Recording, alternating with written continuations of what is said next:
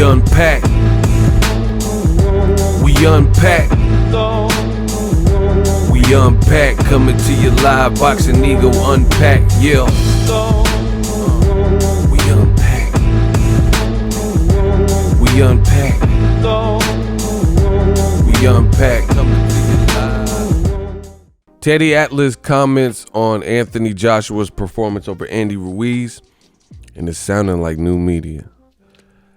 What up, Fight World? It's your boy Ego, and I'm back with some more boxing. Make sure you smash the like button. Also, subscribe to the channel for the latest and greatest in boxing. If you want to become part of the gang, notification gang, please hit the bell icon. Shout out to the Super Chats, channel donations, the Venmo donations, the Cash App, and the Patreon family. We working. Sign up for ESPN Plus below. Order the UFC 245 using my link. It is in the description of all my videos, and it definitely helps the channel. Now, Teddy Atlas on his podcast, he commented his thoughts on Anthony Joshua versus Andy Ruiz Part 2. You know, in my opinion, the fight was a letdown from the first one and what the second one promised to be. And Teddy Atlas gave his own thoughts, and I'm going to read some quotes and then just kind of recap some of my thoughts and my thoughts on Teddy Atlas's thoughts. Teddy Atlas says, Anthony Joshua was beating a 283-pound guy, but he can only be responsible for his part. He was prepared to be different. Ruiz wasn't prepared the way he needed to be prepared.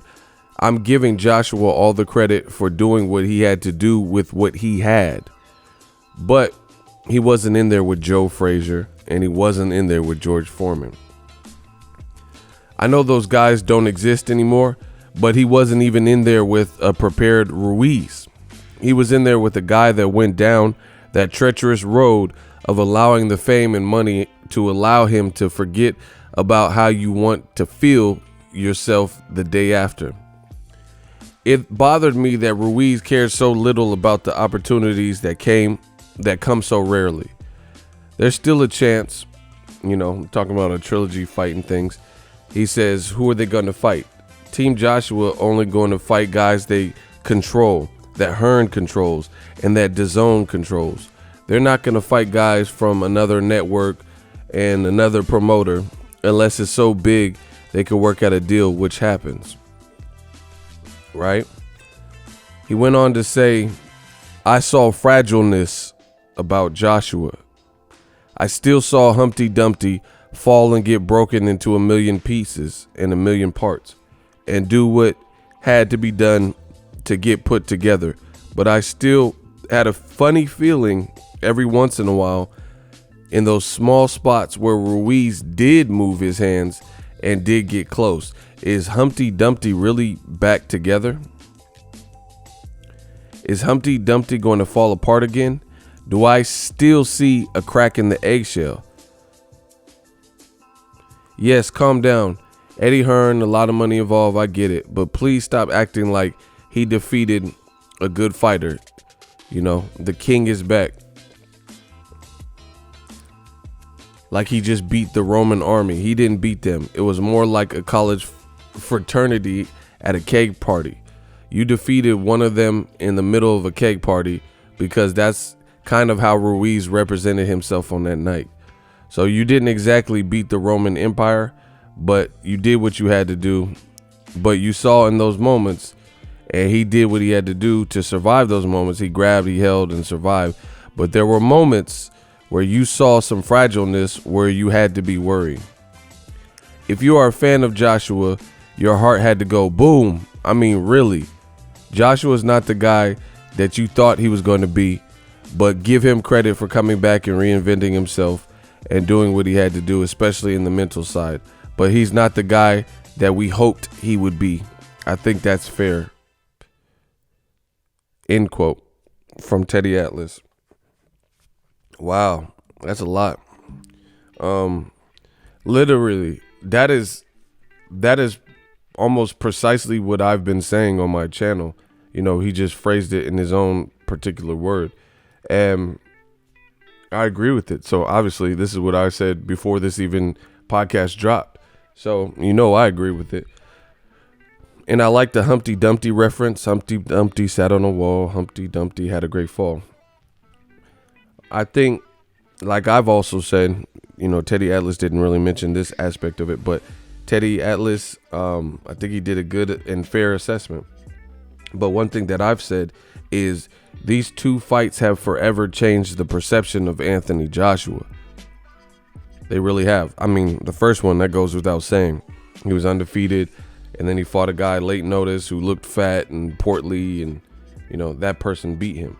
So, obviously, you had to re-examine what you feel about him because he lost, and he didn't it's not like Errol Spence having a tough fight with Sean Porter or Sean Porter losing to Errol Spence. We think that Errol Spence, fully prepared, is a dangerous man, but a lot of people didn't really even know the Ruiz brand. He's brought in late terms. He's not body beautiful, even in the first fight. So that was a shock to a lot of people. They're like, what is this? But even in the second fight, I think that is still shaped and changed and forever changed the perception of Joshua. I think Joshua's fights from here on out become hard because you got to look at it. Joshua Man fans, they want you to just like bow down and act like he was in there with, an assassin or killer. The difference is, to me, I didn't see so much high-level boxing that I've never seen before. You get what I'm saying? For example, I keep saying this, and it rings so true to me. Floyd Mayweather will have guys who are really good fighters, great fighters, Hall of Fame fighters, and he'll make them look average or below average. That's the difference. I didn't see Joshua so skillfully where he made a guy who was a great fighter look below average. I think Andy Ruiz had below average preparation, and he couldn't get off, and that showed. And again, this is not Joshua's fault. Whatever Ruiz does in camp, that's his bad. But like Teddy Atlas is saying, we can't act like this was a prime George Foreman and Muhammad Ali's beating him, because we see again, for me, I if you notice, my channel is very consistent. 283, the bottom line, I'm thinking that Andy Ruiz had a game plan with the weight. Like, it was skullduggery. He put weights in his pocket to make, and he's really lighter. So I didn't think the most obvious thing was the real thing. I'm thinking that he put weights in his pocket to fool him. I was giving Team Ruiz more credit than they deserved, thinking he was smart enough to, play this mental game and then be coming in really light and fresh and then surprise Joshua with his hand speed, So I was fooled by Ruiz, like many. He looked good on the pads too. Like, maybe that took the little bit of energy. He should have chilled out on the pads like Joshua did, because at the media day, he looked good on the pads. He just wasn't prepared. He wasn't prepared to fight, or at best, I thought the 283, they knew what they were doing. Like, man, there's no way they would send their fighter in an opportunity in a moment this big with an uncontrolled, unplanned weight. And he was so undisciplined, he just came in at whatever weight. That didn't really even cross my mind because it seems so disastrously foolish that you can't imagine that someone, and I'm not trying to be disrespectful, but it's like World's Dumbest Criminals.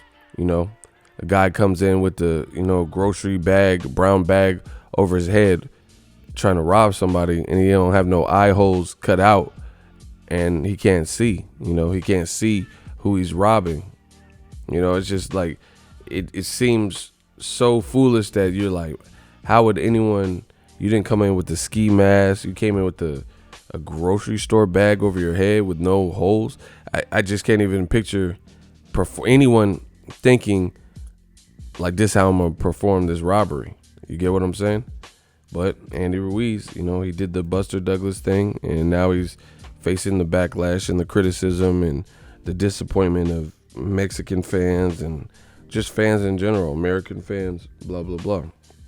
But you can't give Joshua the Mayweather credit like he took Cotto and tamed Cotto or Canelo, things like that. Because the thing is, when Mayweather fights these guys know what it means. They're getting a good paycheck, and they're coming in the best shapes of their lives and good camps and not cutting any corners, really trying to beat Floyd Mayweather. For whatever reason, Ruiz, the fame got a little to me. He allowed himself to be taken out of that whole mindset of what we would expect. And I guess it came so easy the first time. And see, this is the problem with boxers. Sometimes when a boxer has an early knockdown, it's actually worse for them because your opponent is triggered into a high alert scenario. Like, oh man, I got hurt and I got knocked down. So now your opponent is on the edge, not trying to get knocked out or dropped again. And it puts them on high alert.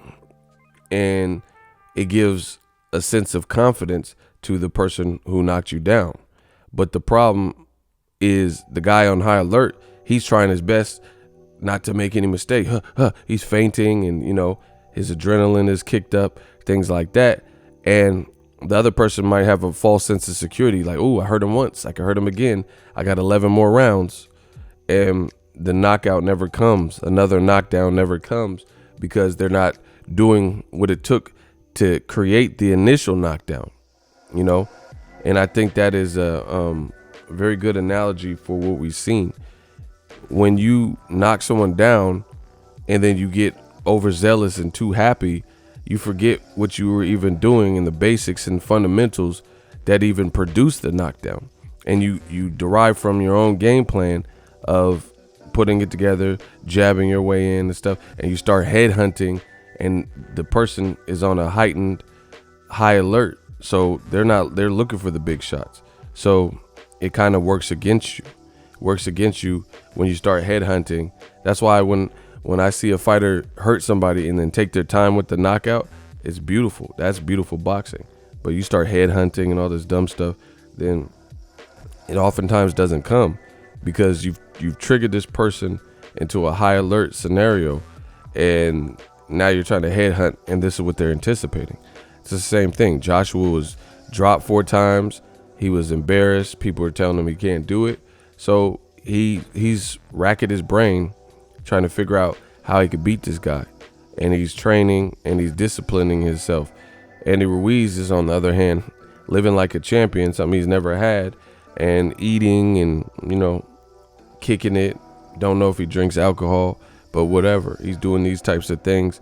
And your other person is they've been a champion, so they feel so downtrodden that they're like, man, I got to get this back by any means. So they come up with a good strategy and game plan, trying to do it while you're pissing it off, eating like crazy and partying, thinking it's going to be easy because the first fight came easy. So I think that's what it seems like. Ruiz thought it was going to be sweet the second time, and Joshua can't improve, or, he's just too fragile. And the worst part about it is he may be right in terms of Joshua's durability, but you can't just go in a disrespectful manner. You still got to put it together. It's still a 6'6" guy with a height advantage, 6 inches, 8-inch reach advantage, gold medalist, and he's in a do or die fight.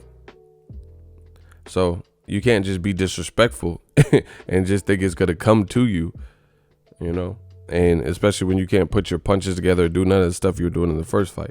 But back to Joshua. Like Teddy Atlas is saying, Joshua did what he had to do. No more, no less. Literally. He didn't do anything extra. Even when it looked like Ruiz had nothing for him, they were so fearful and just happy to get the win on points that they just burned up the clock, used the whole ring, stuff like that. It's a strategy, but it made for a boring fight. And again, it's forever changed the perception of Joshua because it shows you a lack of confidence in, even as like Joshua had opened a cut over Andy Ruiz. So it was disciplined. It was definitely a disciplined performance, but from my taste, it was almost too disciplined. Like, let's say you're cooking for a potluck. You know, different people have different health issues, and some people can't have things that are too spicy. So I could understand, you know, taking your famous recipe and making sure it's not too spicy so more people can enjoy it at the potluck. But you don't want to remove all of the spices from the dish to the point where it has no flavor and it's no longer even the dish. It don't even taste like the dish that you make. So I can understand it. And that's the perfect analogy for Anthony Joshua. They took a dish that was previously spicy. He would walk guys down, and he was a knockout artist. And because of what happened in the first fight, they played it so safe that they made him a bland dish. And that's a perfect analogy for you guys to put it in perspective. Instead of finding maybe a middle ground where it's like, you know, the people whose taste buds are real sensitive, it's not going to be too spicy for them, but it's not going to be too bland for the rest of the world. And, you know, maybe it comes with time, but right now we know Deontay Wilder's on his head. Luis Ortiz is looking for, you know, a big fight. And I just think that overall fighters aren't going to be shook of Joshua the way they may have been in the past. Especially, like, there's just a lot of dynamics. What is he going to do with his weight? Do you perform like this and we're able to box at this weight? So do you try to keep your weight in the 230s? Do you go back to the high 240s and 250s? You know, it's just like he's at a crossroads. And like Teddy Atlas is saying, we don't know if Humpty Dumpty is really the same Humpty Dumpty, this whole full egg, or if he's susceptible still. Because the bottom line is, no matter what you say, Ruiz looked ill prepared. So not everyone, you can't bank on everybody being ill prepared when they go to fight Joshua. That's just simply not going to happen. Daniel Dubois, Wilder, Luis Ortiz, Adam Kownacki, these guys have not done this stuff throughout their career. I've heard stories about Ruiz having discipline issues in the past, you know, so you can't bank on that. And if we can't bank on that, and the other thing is not everyone has Ruiz's physical frame. So Ruiz is one of the shorter heavyweights. He looks to me about like 5'11 and a half, right? That's not the same for Daniel Dubois, Tyson Fury, Wilder. You know, these are big dudes, strong dudes, longer arms, etc. So Ruiz had the opportunity, really squandered it. I'm personally not even interested in a trilogy no time soon. And I agree. Like a lot of, it's funny, new media, I told you we control the narrative. Look what Teddy Atlas is saying. We give credit for Joshua for what he did and coming back from that dark place, but he was also in there with somebody ill prepared, and that was very visible once his shirt was off and, you know, see what he came in on the scale. It was clear they didn't have a game plan.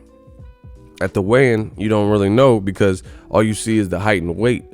I'm thinking his weight's in his pocket or there was a game plan with the weight, but the tales came out afterwards that he was doing whatever he wanted and he went AWOL. So I can't really control that.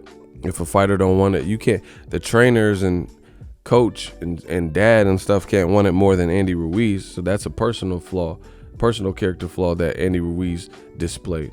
Anyway, that's my thoughts. Let me know what you guys think of my thoughts, Teddy Atlas's thoughts. If you love what I'm doing, smash the like button. As always, hate, comment, and subscribe.